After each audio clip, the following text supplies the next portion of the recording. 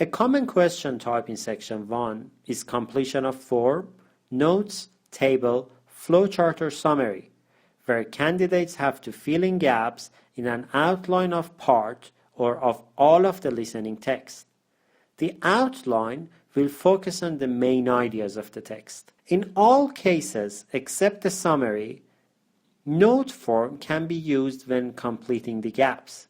This means that articles, auxiliary verbs, and etc. may be omitted when they are not necessary for the meaning. The summary is written in connected sentences, and so it must be grammatically correct.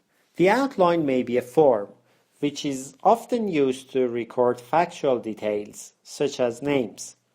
Common scenario is when a customer rings a shop, hotel, institute, clinic, or car rental agency, and so on and so forth, and wants to make a reservation or book an appointment. The outline may be a set of notes, which is used to summarize any type of information using the layout to show how different items relate to one another. It can be a table used as a way of summarizing information which relates to clear categories, for example, place, time, or price.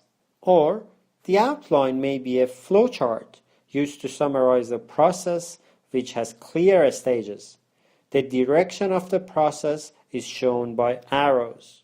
And it can be a summary used to summarize any information in the form of a complete text.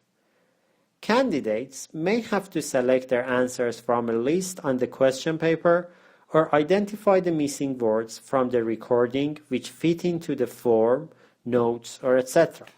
In this case, they should not change the words from the recording in any way and should keep to the word limit stated in the instructions. A suitable and very useful technique for these types of questions is, first, in the golden minute, read the questions and understand what type of information you're looking for.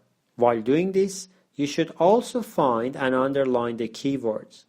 Keywords are the important pieces of information in each of the questions. By looking at the keywords, you should be able to remember what information you're looking for. Remember, you need to find the answers as you listen.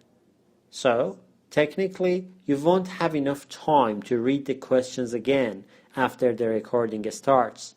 By underlining keywords, you have enough signposts throughout the text to remind you of the missing information during the listening.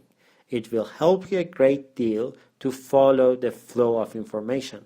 The other helpful thing you can do in the golden minute is to identify your role in the conversation. Of course, for each question, because as I said before, your role may change.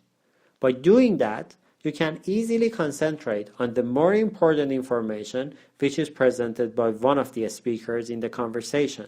So, when that person is talking, you concentrate more because actually you're playing the role of the other person.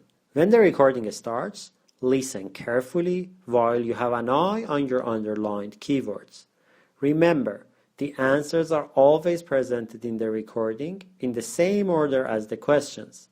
This means you hear the answer of question number 1 before question number 2, and hear the answer of question number 3 after the information related to question number 2.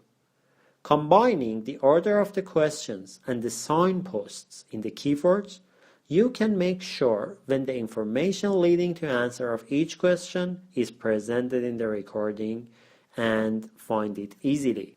For example, if the recording is approaching the information related to the question number 3 and you are hearing those keywords in the recording while you haven't answered the question number 2, let's say, it is a sign that you have missed that one.